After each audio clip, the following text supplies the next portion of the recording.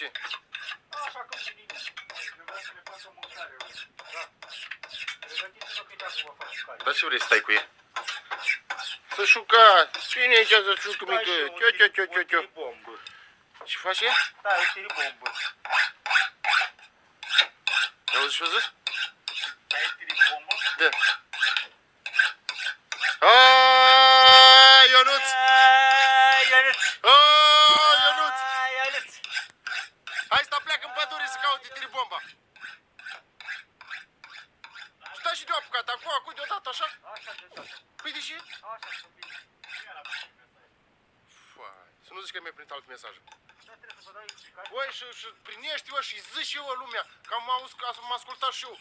Du-te acolo, că și strâcă eu, și făi, și treci. Dar nu găsești eu.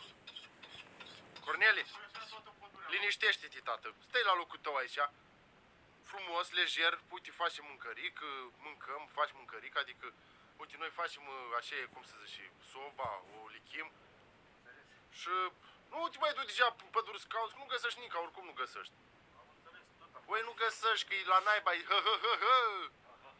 E serios că e departe. Nu găsești, normal că nu găsești. Cornel, dar stai, bă, chiar ești pornit, vă. Ține-l, zi și tu.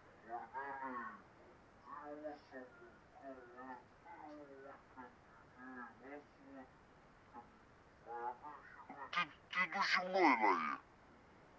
Te ducem noi. Băi, stai un nebunit.